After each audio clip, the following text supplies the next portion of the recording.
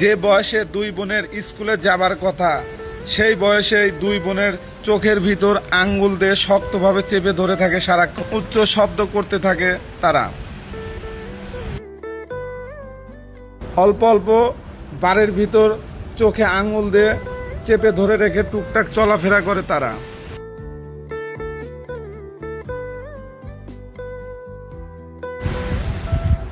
দুই বোন এভাবে মায়ের উপর নির্ভর।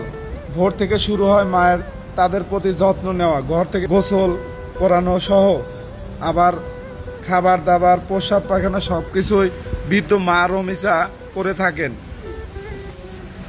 প্রতিটা বেলায় তাদের খাবার খাইয়ে দিতে হয়। খাওয়ানোর সময় তারা কিন্তু চোখে আঙুল দিয়ে বেশিরভাগ বসে থাকে। সিরাজগঞ্জ জেলা শাহজাদপুর উপজেলা বাজিয়ারপাড়া গ্রামের আশা ও মঞ্জিলার বসবাস। মাঠে কাজ করি, বাইক কামলা দিয়ে আমি 2 টাকা পাই, কামাই করি, ওরে দিয়ে এদের নিয়ে কোনো মতো দিনকাল আল্লাহ কাটাই দিয়েছি। এমনকি এই বাদ থেকে বাচ্চারা চিকিৎসা করা যাবে না, সব বড় চিকিৎসা এসে লাগে, তখন খারাপ লাগে। মানে এদের সময় বয়সে মানুষ যে সময় চলাফেরা করে সামনে যে যায় আসে দেই, তখন তো খারাপ লাগে যে আমার গুণ ভালো হলে পারে তো এরকম হতো। পাশে দাঁড়ান তাহলে একটু আমার একটু আরাম হতো, আমি একটু ভালোভাবে চলতে পারবো, এদেরকে একটু ভরণ পোষণ হয়তো একটু শান্তি হলে করতে পারবো। সবসময় আমি পালা যেখানে লাওয়ান খাওয়ান তবদি করে আগা মোতা পিসা পায় না, সব আমারই হারা লাগে। যদি ভালো হইলি না, আল্লাহ যদি ভালো করলি না, আমার কেন এত কষ্ট কষ্ট হয় না এদের? কষ্ট শেষ নাই। আমি চিন্তা করি যে আল্লাহ যে কয়েকদিন বাঁচা রাখছে আমার, এই কয়েকদিন নাই আমি পাইলে কি আল্লাহ কি করবো, আমার এই হলো বল।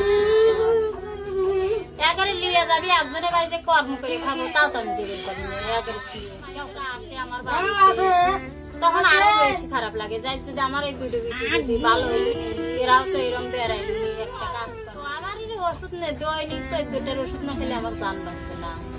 আমার আলসার, আমার 2 বাচ্চার লেগে যদি আপনারা গরু কিছু খাবার দেন আমি ভালো। জন্মগতভাবে শারীরিক প্রতিবন্ধী, ওরা চোখে দেখে না, আসলে চোখে আঙুল দিয়ে বেশিরভাগ সময় থাকে। তার বাবা একজন কৃষক, মানুষের জমিতে কাজ করে যা পায় সেটা দিয়ে চলাফেরা করে। আসলে দেখেন আমরা মানুষগুলো কিন্তু অনেক সময় হতাশ হয়ে পড়ি। ওনাদের অবস্থান বর্তমানে